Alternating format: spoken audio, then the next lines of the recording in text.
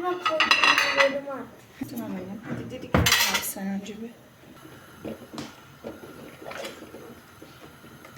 Çocukların beslenmesi için pankek yaptım. Şöyle dökelim. Yamuk döktüm, olmadı.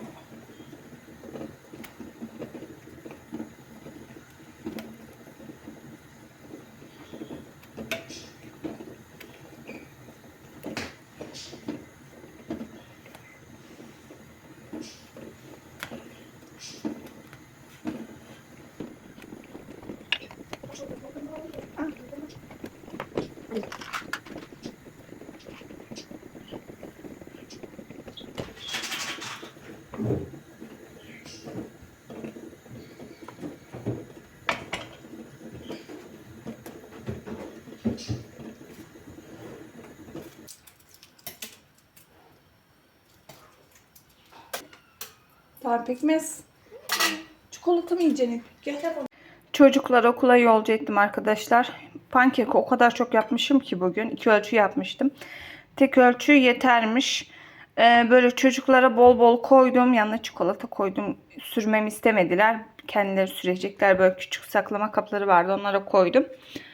Böyle bu kadar da kaldı. Şimdi ben de atıştıracağım.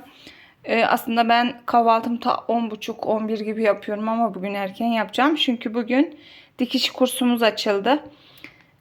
Saat 9'da başlıyor. 11'e 50 geçe bitiyor. Çarşamba ve perşembe günleri artık dikiş kursuna gideceğim. O yüzden şimdi Efe'yi gönderdim. Dediğim gibi ben de hemen bir şeyler atıştıracağım. Anca çıkarım ben de. Grubumuz çok kalabalık. 32 kişiydi sanırım, yanlış değilsem. Bayağı bir kalabalık ve makine sayısı az galiba. Bilmiyorum nasıl olur, inşallah verimli geçer. Böyle şimdi kumaş istemişti bizden. Parça kumaşlarınız varsa ve iğne. Ama benim ne iğnem var, ne ipim var, ne kumaşım var. Hiçbir şeyim yok. Sıfırdan başlayacağım. Bakalım, hiçbir şey de bilmiyorum böyle. Makine hakkında bilgim sıfır. Komşumla beraber gideceğiz. O demişti bende parça kumaşlar var diye. Ona çıkacağım. Beraber seçeriz dedi. Bayağı varmış galiba onda. Ondan sonra gideceğiz. Bakalım nasıl olacak. Bugün bir de biraz temizlik yapacağız. O da bize denk geldi. Ama kaç kişiyiz, bence çok çabuk biter diye düşünüyorum. Bakalım, bugün böyle tanışma, temizlik, alınacaklar falan, onlar konuşulur. Büyük ihtimal bir şey yapılmaz diye düşünüyorum.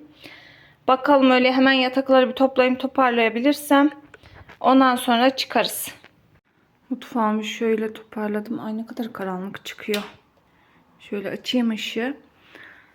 Kahvaltımı yaptım. Mutfağı toparladım. Diğer odalar kaldı arkadaşlar. Yani çocukların odasını sadece bir yatakları kapattım.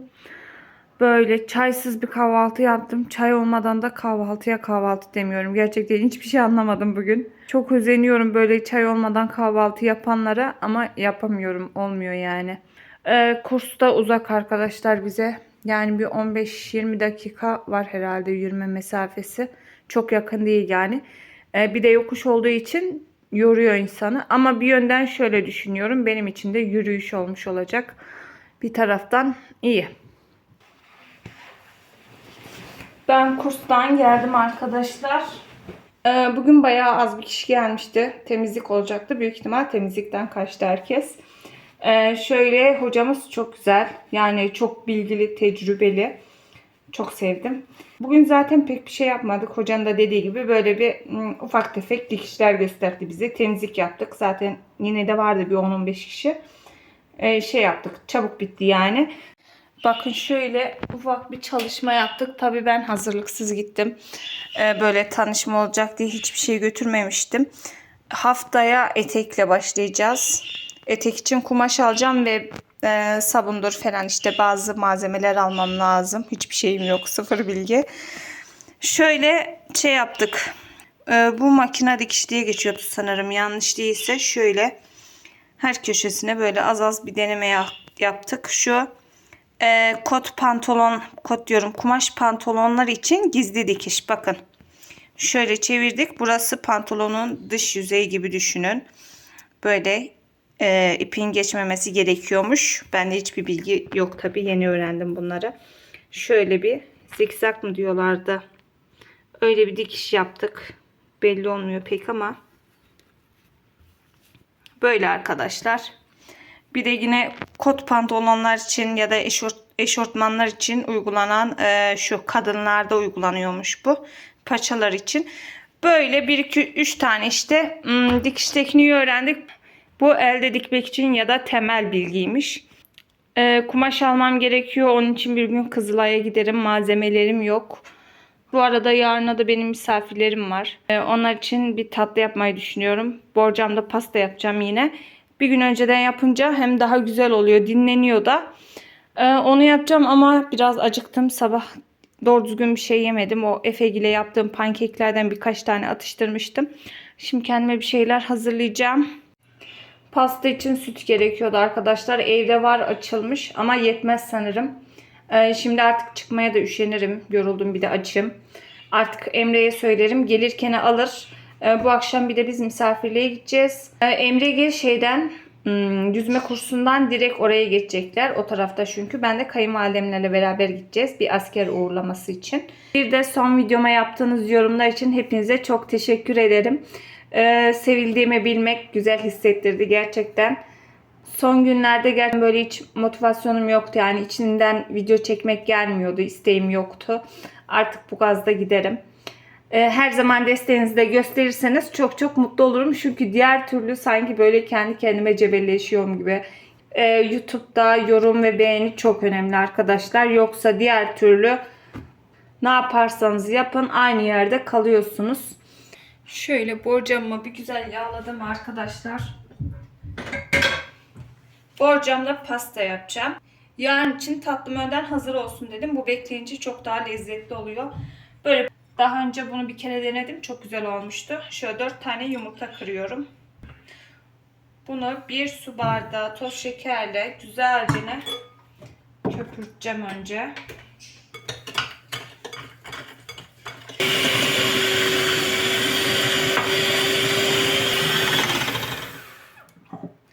Bakın şöyle oldu kıvamı.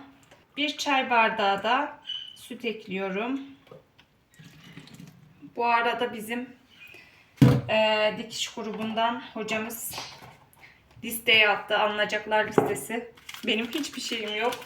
Ve biliyor musunuz, ve gidenlerin çoğu 1 ya da 2 senedir kursa katılanlar arkadaşlar. Yani benim gibi acemi birkaç tane sanırım bugün gelenlerden. Yani 2-3 taneydi benimle beraber. Gerisi hep öyle bilgililer. Kendimi çok böyle bilgisiz, tecrübesiz hissettim. Öyleyim de zaten, hiçbir bilgim yok dikişle alakalı. İnşallah ben de güzel öğrenirim bakalım. Bir gün gideceğim ama.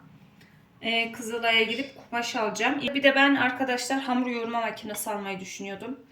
Ama şimdi ondan vazgeçtim gibi sanki. Bugün çok heveslendim yani. Çok gaza geldim dikiş için. Dikiş makinesi mi alsam diyorum.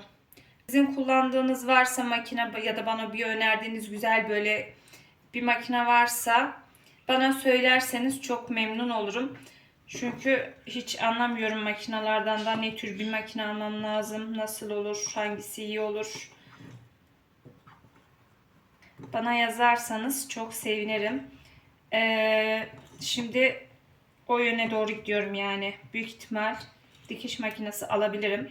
Çünkü makine olmayınca kursta dediğim gibi kalabalık. Makine sayısı da çok az, yetersiz. Sıra bekleyeceğiz. Yani sıramızda da acemiyiz. Ne kadar dikebilirim bilmiyorum. Söktük. En azından evde böyle pratik yaparak geliştiririm diye düşünüyorum. Hem de ileride eğer ki inşallah öyle güzel öğrenirsem çocuklara, kendime yani böyle küçük dikmeye başlarım. Böyle eşortmandır falan evde giymeye. İlerletirim. Ondan sonra güzel böyle takımlar falan da dikerim inşallah, bakalım.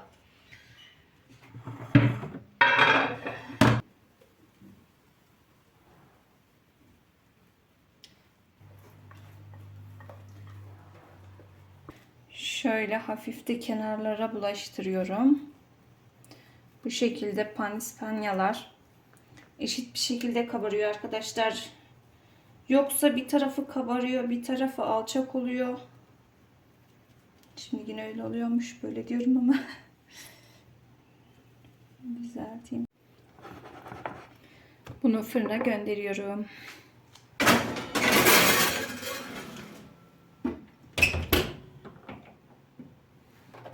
Ben şöyle şimdi kremasını yapmaya geçtim. 3 su bardağı sütle yapacağım. Şöyle sütüm yetmez dedim ama yetecek gibi, ıslatmaya kalmaz büyük ihtimal. Onu artık hem de gelirken alır. Evet. Çok az kaldı ya, onu da kullanacağım. Şöyle 3 bardak ve şu kadar süt daha. Şöyle yarım su bardağı kadar da şeker koydum. Bunu şimdi ocağa alıyorum. Şöyle ocağa koymadan içerisine 2 yemek kaşığı kadar da yağ koydum arkadaşlar. Şöyle yarım su bardağı toz şeker ve 3 yemek kaşığı dolusu nişastayı da ekleyip bunları bir güzel karıştıracağım. Şöyle dolu dolu ekliyorum. Kremanın kıvamı eğer katı olursa zaten sıvı kremayla açacağız. Ya da süt ekleyebilirsiniz.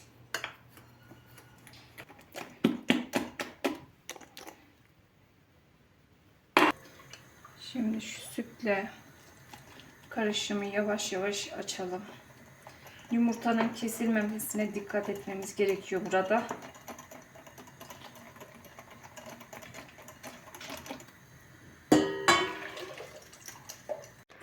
Kremam hazır arkadaşlar. Bakın şöyle çok güzel oldu, ipek gibi. Şimdi bu durunca kıvamı şey oluyor zaten. Böyle akışkan olduğuna bakmayın. Koyulaşıyor. Ondan sonra bu soğuyunca üzerine sıvı kremam yok. Emre'ye söyleyeceğim. Onu alır. Ondan sonra ondan ekleyeceğim içerisine soğuyunca. Ayrıyeten buna bitter çikolata ya da sütlü çikolata da ekleyebilirsiniz. Çok daha lezzetli olur. Sabah perdesini bile açamadan gittim buranın. Havada bugün o kadar kapalı ki. Demin bir atıştırıyordu ama yağmadı. Şöyle açalım. Süpürgemiz ortalıkta. Akşam Ayşe bir tane kase kırdı. İyicene süpürdüm. Sonra o da tam tersi halıya uzandı. Oturdu. Küçük bir cam parçası kalmış. Eline battı, hemen kanattı. Tekrar detaylı böyle iyicene süpürdüm. İnşallah kalmamıştır. Şimdi şu süpürgeyi yerine kaldırayım. Şu peçeteler de o yüzden burada, dediğim gibi biraz kanattı eline.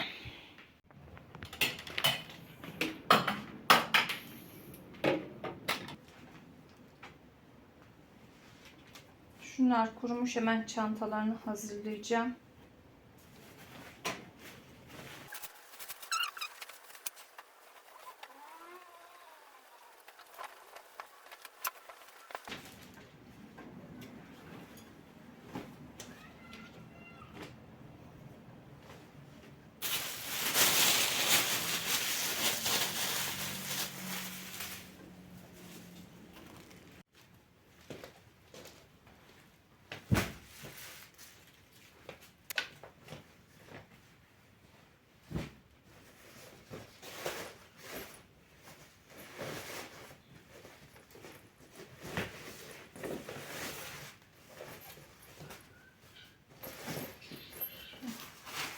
Bunda da terlikleri var.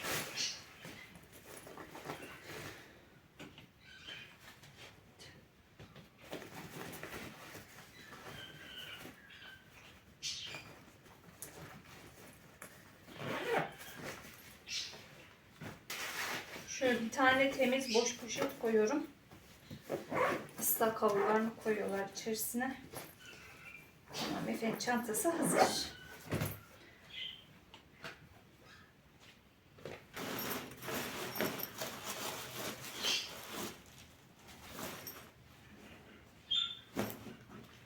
Şunu alayım. Mayolarını giyinip gidiyorlar. Orada kolaylık oluyor. Uğraşmıyorlar üst baş değiştirmeye. Alttan giyiyorlar. Üstüne de normal kıyafetlerini.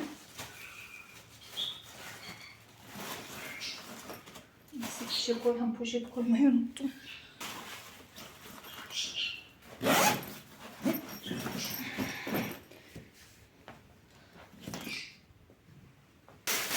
Emre'ye şöyle söylemiştim, istediklerimi almış. Aşağı indim, aldım arkadaşlar. Çocuklarla beraber aşağı indim. Onlar hemen gitti. Şimdi ben de şu pastamı artık tamamlayayım gitmeden.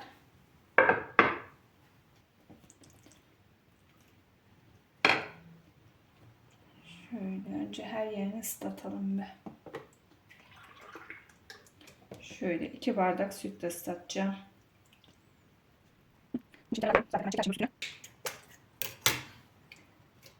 Şöyle ekleyelim.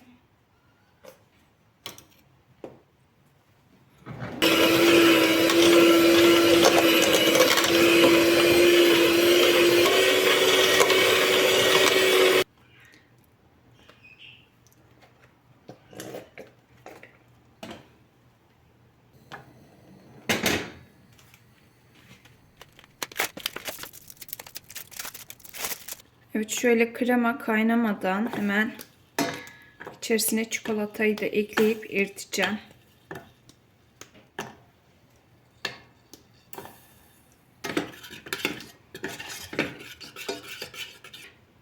Tamam, kapatalım.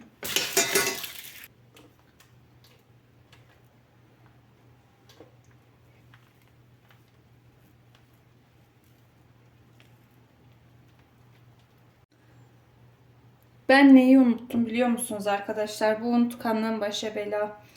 Kremanın içerisine muz ekleyecektim. Şimdi kessem acaba şöyle üstüne hafif gömsem nasıl olur? Öyle yapacağım.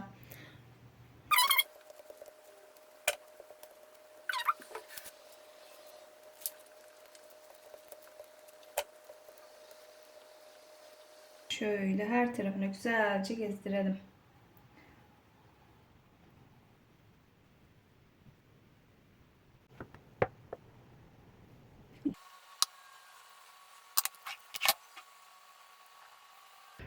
Pastam hazır arkadaşlar. Böyle aslında üzerini beyaz çikolatayla süslerseniz daha iyi kaplayabilir. Yani şu görüntüler olmayabilir. Böyle ama güzel oldu. Lezzetinden de eminim. Şimdi bunun üzerini streçleyeceğim. Dolaba kaldıracağım. Yarın böyle küçük küçük böyle pasta falan süslemek için boncuk gibi oluyor ya, boncuk süsler yenilebilir. Onlardan böyle etrafını gizdiririm belki. O şekilde Efe'ye göre bir şeyler süslerim. Şimdi bunu dolaba kaldırayım.